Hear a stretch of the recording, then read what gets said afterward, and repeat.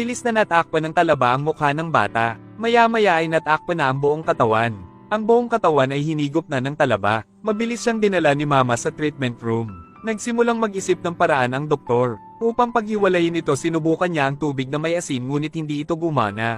Sinisip-sip ng Shell ang sustansya ng bata. Makalipas ang 24 na oras matutunaw ang bata. Nang hindi alam ng doktor ang gagawin, bigla niyang natuklasan na may mga linte sa compartment ng paggamot. Gumapang ba ito mula sa tumpok ng mga Shell? Mukhang may chance pa. Nakasuot siya ng protective gear na sumasalo sa linta na naghahanda sa pag-aaral.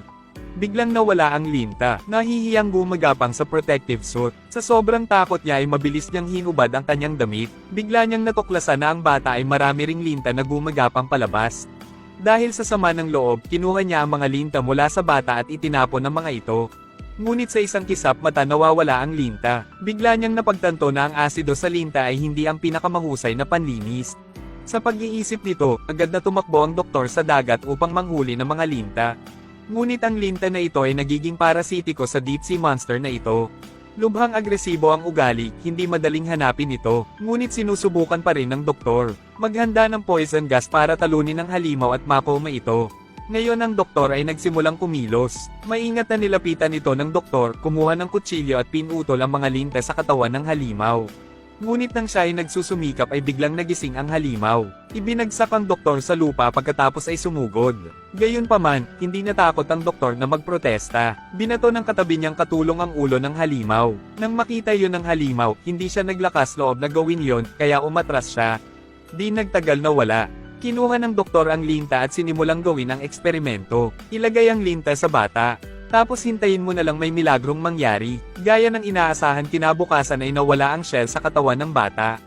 Pero lumalaki na ang tiyan niya. Ngayon lang ako naglalakad sa tabing dagat. Nagsisimulang gumalaw ang tiyan. Hindi nagtagal ay ipinanganak ang sanggol. Maingat na inalis ng bata ang amniotic sac. Sa lungkot at luha, nabuhay muli ang bata. Mabilis niyang itinali ang pusod, pinasok ito sa kanyang bibig, dinanas ang sakit, at kinagat ang pusod.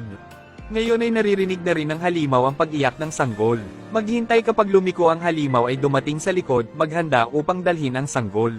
Ngunit tumanggi ang bata, ngayon ay wala ng paraan. Bumuka ang bibig ng halimaw nang makitang tumututol pa rin ito, inabot at sinalo ang sanggol. Tapos nagsikret yung kamay niya ng acid kaya kailangan niyang buksan yung mga kamay niya. Kaya lang kinuha yung baby, the next second nilagay niya yung baby sa dibdib niya. Pagkatapos ay tumalikod ang halimaw at tumalon pabalik sa dalampasigan. Masakit iwanan ng bata pero hindi madaling sumuko ang lalaki. Ngayon ay nagdala ko ng isang tao upang hulihin ang isang halimaw. Ngayon ay napatay na ang halimaw. Napag-alaman ng batang lalaki na naghiwa sa tiyan ng halimaw gamit ang isang kutsilyo na hindi ito kahapon. Para mahanap ang halimaw na yon ay naghulog siya ng detector. Sa wakas ay kinuha ang detector at sinimulang subaybayan ang kinaroroonan ng halimaw. Ang mga halimaw ay nag-iingat din sa pagpasok sa isang kuweba. Naputol ang signal at walang bakas ng halimaw. Ang isang grupo ng mga tao ay maaari lamang pumunta sa kuweba upang hanapin ang kinaroroonan. Nakakita ng bangkay dito. Binuksan ito ng bata para makita, buti na lang bangkay ito ng isang nilalang sa dagat. Nagpatuloy sila sa pagpasok sa loob at sa huli ay nadatnan nila ang halimaw na hawak ang sanggol na nakaupo sa puno. Nang papatayin na nila ay natagpuan ng halimaw ang pagpapakain sa sanggol. Kaya huminto ang bata at tumalikod para umalis sa kuweba. Ngunit sa hindi inaasahan, nag-mutate ang sanggol na uminom ng gatas ng halimaw.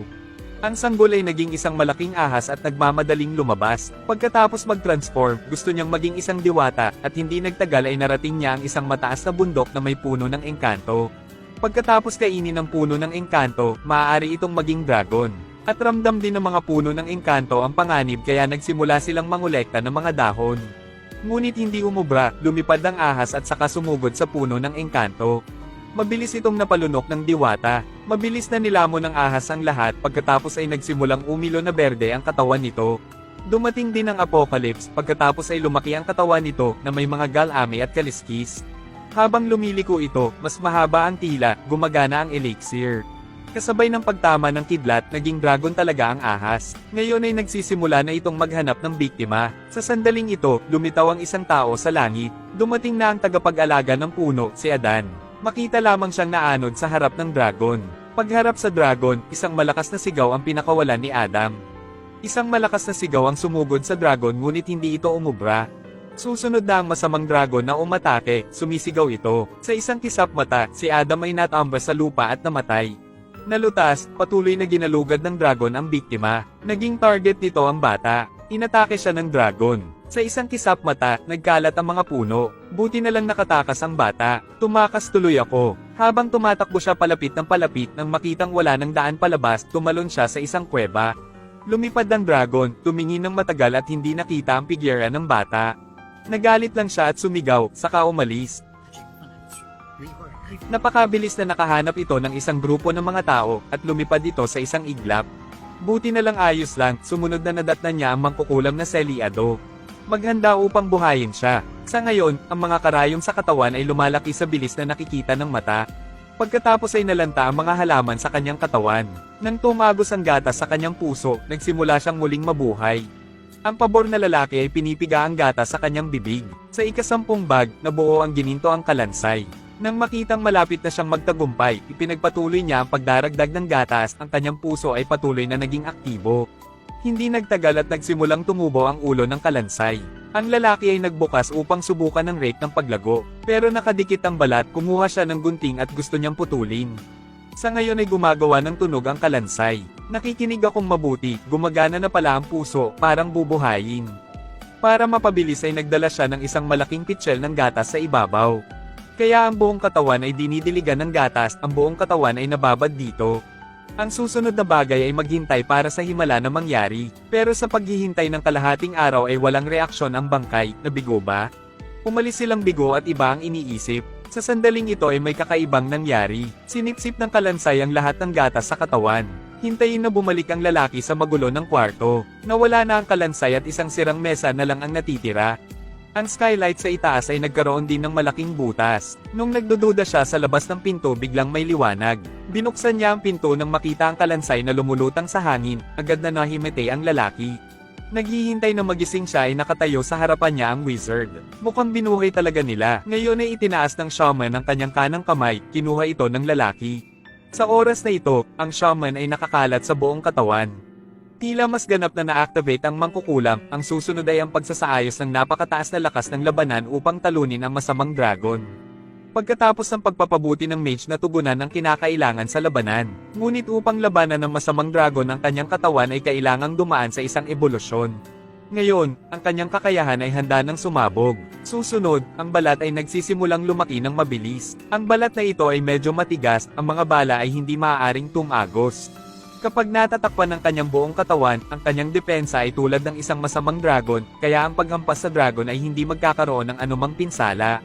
Sa sandaling ito, ang kanyang balat ay sumasanib sa kanyang katawan. Nakikita ng mga mata ang tagumpay, ngunit ang matinding sakit ay naging dahilan upang siya ay mawalan ng malay. Pagkalipas ng 24 na oras, siya ay ectopic. Magsuot muli ng baluti, ang pinakamalakas na tao ay muling nagkatawang tao. Pagkatapos ay lumipad siya palabas ng base, naghahanda upang labanan ang masamang dragon. Sa ngayon ay naghahanap pa rin ng biktima ang masamang dragon. Napakabilis nitong natuklasan ang mangkukulam.